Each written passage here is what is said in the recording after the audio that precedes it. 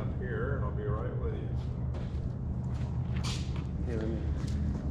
I'll keep them all on your phone.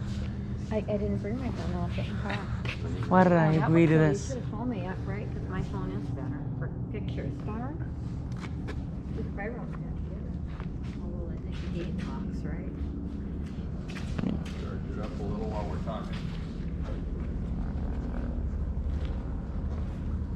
Turn this way. You'll have to send some of the pictures to me.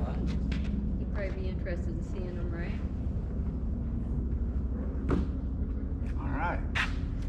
This is called a Stearman. What was your name again? Daniel, Daniel. Okay, Robert. How old are you, Daniel? I'm 19. 19. You like airplanes? I don't. Okay, we'll see what we can do to change that. How'd you get roped into this? His dad. Yeah, my father. We just got out of a balloon and asked him if he wanted to go on the. I don't like heights. At first, I was looking at getting her a ride on this for Christmas, and then we figured she'd have a hard time getting up there, so I asked him if he wanted to go for a ride. Well, this is called a Stearman. This is a plane that was a primary training plane in World War II. 1943 this was built. Oh, wow. My father learned to fly, and he was a Navy pilot in World War II. In 1944, he was 20 years old and he joined the Navy, and this is what he learned to fly in. Pretty good. It's a primary trainer, so it's the first plane they put all the men and women into. You had to work your way through 3 different planes. You know, each one was faster and more complex. This was the first. About 50% of the people that started in the plane washed out. Didn't pass the course, and so they went on to become bombardiers or navigators. But everybody started as a pilot candidate. Okay. So they built about 10,000 of these. They were used all over the world. It's a Boeing. Boeing made the Stearmans. He retired from Boeing after his Air Force. Really? Yeah, right here at the helicopter company. Yeah, it's got a little data plate up front that says Boeing Aircraft Company, Wichita, Kansas. Yeah, yeah. We were stationed there for a while. They haven't overhauled the engine since World War II, so it's. Actually, it was overhauled about 300 hours ago, so it's in good shape. Why don't we go around the front here? We're We'll all just kinda getting a walk lesson. around. I like this. See, even if I'm not home, You notice it's got 2 cockpits. You're going to sit in the front, and it's got controls and throttles, same ones that I have in the back. You're going to wear a headset, you know, so you can hear me talking. The windshield works pretty good as far as keeping the wind off you. Back where I sit, the wind comes off that top wing and hits me, so I wear the goggles so my eyes won't water. So you get more wind in the I back get than you more. would in the front? Yeah, you do. You do. There's a bathroom here, by the way. Anybody needs it, I'm going to use it before we go. I probably will use it also. There's a little refrigerator over here on the wall. It's got soda and waters if you want something. Okay. This is called a radial engine. These round-looking engines, very typical of World War II. And you guys, motor guys, work on cars or engines? Not me. I actually work on planes and instruments. You work on instruments? I worked at the Desert Proving Ground on their instruments and testing the Oh, cars. okay. And I worked on the F-15 for the avionics. Cool. Okay, these are cylinders. These things that come out radially. That come out radial as what's called a radial engine. 225 horsepower. Makes a very unique sound. People always look up when this flies over because it doesn't sound like a modern airplane. If you want a haircut, you just stand right here. I wouldn't recommend it. Come here and feel the wings. You'll notice it's covered with fabric. See that? These are wood ribs underneath. Fuselage is covered with fabric too. They made them very light, and it's easy to repair. What kind of fabric is that? This is Dacron. We use a synthetic fiber like nylon, you know. Okay. They used cotton during the war. Grade A cotton. Did they coat it with something or just put it They on use butyrate dope and nitrate dope. It's like you ever make little model airplanes when you were a kid out of tissue paper and dope? Not dope for. I know. Yeah. It's like a paint, Yeah. and when it dries, it shrinks, and that's what tightens it up like it's rubber. Okay.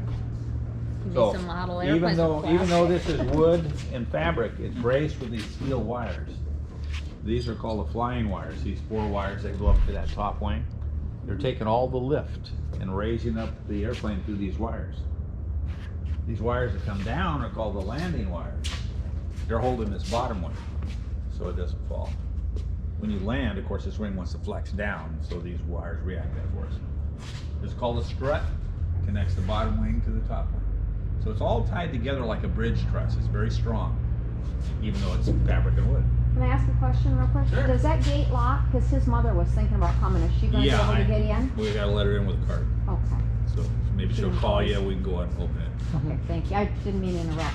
Yeah, in fact, when we go flying, everybody has to go back outside the gate because you have to have a badge to be inside here or with someone. somebody. Okay. This is a TSA airport. You know who they are? Yeah. And so, because we have airlines Security. here, they come by looking for badges. Okay. And if you didn't have a badge, they'd arrest you. That's I'd why I gotta rather take you not. out. Yep. All right. When you look back at the airplane, you notice it sits at quite an angle on the ground. These old planes were like that because they had a wheel in the back called a tail wheel. Modern planes, see that one over there? It's got the wheel under the engine in the front. They sit on the ground horizontally, like your car. Easy to see. This one, when you sit in the front, you're not going to be able to see forward. That engine's in your way, see? Yeah. And so what we have to do is we go back and forth on the ground like this. And we look left, and we look right, and that's how you keep from running into things. That's what they had to do 70 years ago when they had tail wheels. And the reason they had tail wheels is because they wanted to raise the engine up high off the ground so it wouldn't pick up rocks and gravel, because they were on gravel runways, you know, they didn't have asphalt. And today with modern runways, you don't need to raise the engine up high, so they all have nose wheels today. This makes it a challenge to learn how to fly, and that's why so many people washed out. Because they happen to look left and right and not ahead, huh? Well, you can't see. When you're trying to land, you can't see the runway, you know? And eventually you see it on your left and your right as you get really close. You just kind of look straight ahead and use your peripheral vision to keep it centered on the runway. Okay, anybody know what this is? Aileron? Aileron, very good. This makes the airplane roll like this. When you sit in the front seat, there's going to be a control stick that looks like a baseball bat, big wooden bat. If you push it to the right, this goes up. You push it to the left, this goes down. It's connected. There's a bell crank here that goes up to that stick. And if it's down, you can go right. Well, let's No. think about it. If it's up, you'll go right. On the other wing, it's doing just the opposite. Let's Here, find- go stand by the tail and look at the other wing.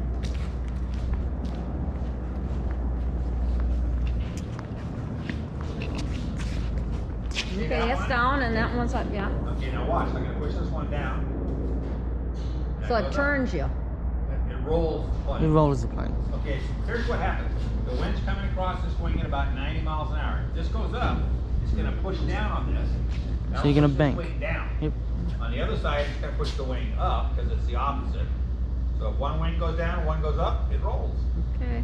This is called roll when you do this. The nose doesn't turn. It just rolls backward. Just the whole, Yeah, it's Plane. like waving, you know. So if you want to roll left, you push the stick left, you're going to go left. Go this way, you go this way. You don't have to think about it.